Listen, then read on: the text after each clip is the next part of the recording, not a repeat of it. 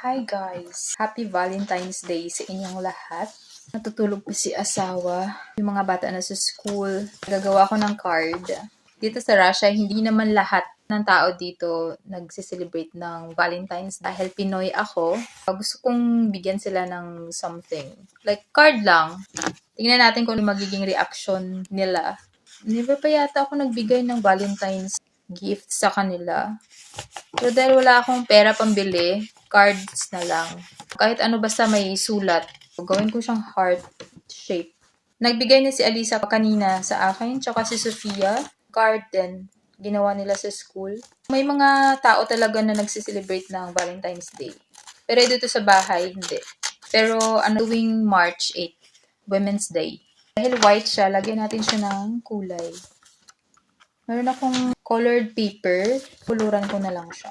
Pag gift naman, hindi man kailangan na bumili ka ng something. Anytime, kung kailan ka magkapera, saka ka bumili ng irigalo sa mga mahal mo sa buhay, hindi naman kailangan talaga na hintayin pa yung Valentine's Day para magbigay, di ba? Pero dahil nga celebration, kailangan natin magbigay. Tulong ko ito ng red. Magsusulat muna ako dito. Susulatan ko muna siya ng Happy Valentine's Day. Yan, ganyan lang siya. Tapos kuluran ko. Lagyan ko rin ng 2025 para at maalala nila kung kailan ko to binigay. Okay na yan. Kuluran ko na lang. Maglalagay ako ng iba't ibang kulay. Okay. Para colorful. Simpleng card lang siya, guys. Para to kay asawa. Yung mga hearts. Dagdagan natin ng hearts. Tapos, meron siyang pana. Cupido. Ito, rose red. Parang hindi red to. Gusto ko yung simple lang, na mabilisan.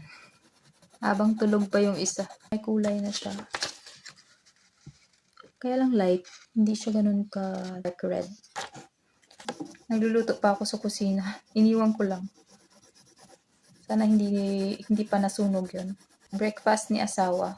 Kapag yung asawa mo hindi romantic, ikaw na lang mag-romantic. Na lang yung gagawa ng paraan. Binigay ni Alisa kanina. Love from Alisa. Drawing nila kahapon sa school. Binigay niya ngayong araw sa akin. Done.